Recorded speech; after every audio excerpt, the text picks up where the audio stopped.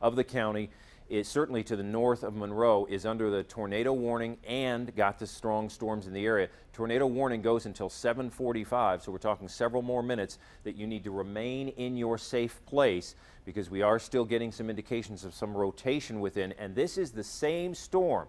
Granted, it's been more than 2 hours, but this is the same cluster, the same supercell that passed through Dexter and produced all that damage that we've been looking at. In Monroe County, you are still under the gun from that storm, and Monroe itself, as we show you a time lapse of the last 2 hours, Dave.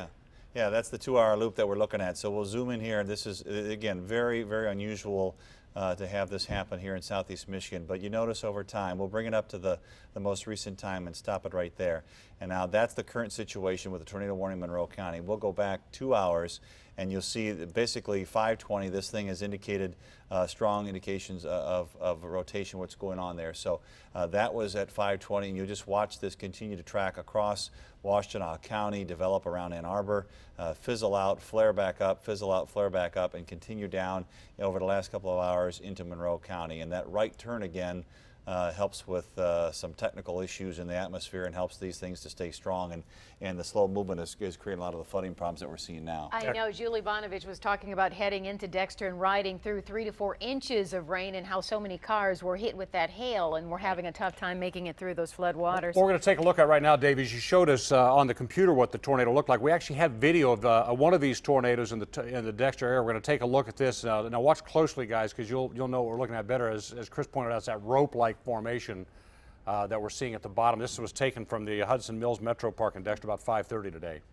You know what's interesting about that is you see the cloud there from time to time, and there looks to be no tornado, but then you see the problems at the surface. The column of the air, the tornado is there before we see it every single time. It takes the debris to be picked up or condensation to happen in the funnel, but this is a particularly dangerous situation because people go out and say, oh, look at the dark clouds. There can be an active tornado going that moment, but we don't see it. And now you see it more and more as it picks up more dirt and debris, and then it defines the funnel much better. But the onset of these things can be particularly dangerous because so many people go out and enjoy these kinds of situations with their photography, with their excitement, but these things can be forming and the rotation can be there before you even see it. But there's the rope stage that Chris was talking about. You're so right, because for the average viewer, of course, we're not meteorologists, and we're looking at that, and that's exactly what that looks like, just a dark cloud in the sky, Dave. And without you and Chris explaining exactly what we're seeing, with that rope coming up from the ground, I really wouldn't know that's a tornado myself.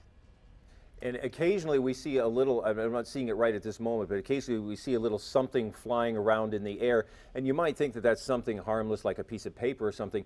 The truth of the matter is that could be a piece of wood, that could be a piece of sheet metal. That's why you've got to get indoors, because flying debris, which may look like it's not a big deal, if it's flying around at 70, 80, 90 miles per hour flying through the air, you do not want that to come in contact with a human being. You've got to get inside and get to the lowest level. And here we see essentially what's taken the better part of a minute to maybe 80 seconds. This tornado is continuing to strengthen. The funnel itself is widening. It's becoming more mature and more developed. We'll take a look now on the live picture from the ground, because we have the chopper up right now as we watch this kind of keep moving across. The damage it causes, that's it right there. That's what we were watching. I can't tell you that tornado was exactly over that spot, but obviously we had more than, I mean, I'm going to guess more than one funnel cloud, more than one tornado, because it seems so spotty. Although, you know, they can obviously hop, Dave. Yeah, we saw the most mature and definite development with this Dexter situation that we're looking at now, and then there was a secondary development to the west and southwest of Ann Arbor, and then we had this third development, which is still ongoing in Monroe County. If we can, real quick, we'll go back to the computer and let me tell you what the current situation is, because Monroe County is still until 7:45, which is another several minutes here, under a tornado warning. You can see the rotation on the back side of this, and we'll zoom in here a little bit and show you what's going on with that region. You can see it's by Dundee, between Dundee and Exeter, and it's drifting to the east very, very slowly here. If we put the hail on top of this, you see in the same area of the rotation the large hail. We've been talking about that all night. You need a strong updraft to support large hail, and you need strong updrafts to get the tornadic activity going. So here, hail size almost 2 inches. That's way bigger than a golf ball, so that's damaging hail for sure. And when you get the heavy rain and the hail around, oftentimes you have the strong thunderstorm winds that don't even have to be tornadic to have a problem. If we take the hail off, we'll put the wind shear on, and we're looking at that same area again where we're seeing some rotation concerns to be the wind speeds here up quite a bit, looking for the rotation in the cloud. There's new indication down here too, working its way out over the lake here from Monroe, that there may be some there. So this whole raggedy line on this southwest side of the storm system needs to be watched here yet for quite a while as we go along. I'll show you real quickly here too. Whoops. Wow, look at all of that. Okay. Yeah, I'm sorry. We're going to go back out. I just want to let you know the overall situation here of what's going on. The yellow area, which is basically all of us under a severe thunderstorm watch until 9 o'clock. We have the tornado warning until 7:45 in Monroe County. We have the flood warning here in Washtenaw County. We have a lot of intrusion now into Wayne County from the west of the storm system. We'll look specifically at in just a second. And I just want to tell you, though, up to the north now, too, where we had issues in Lapeer County, the tornado warning has been canceled. But in this area from I-69 and up through the northeastern quarter or so of Lapeer County, you're under a severe thunderstorm warning, and you should be taking cover there as well. Issues of damaging wind and hail, so tough go. Real quickly before we get back to some pictures, Wayne County has never been under a warning, but I do want to zoom in and show you what's going on. They just are being issued. Okay, let me take a look at that real quickly here.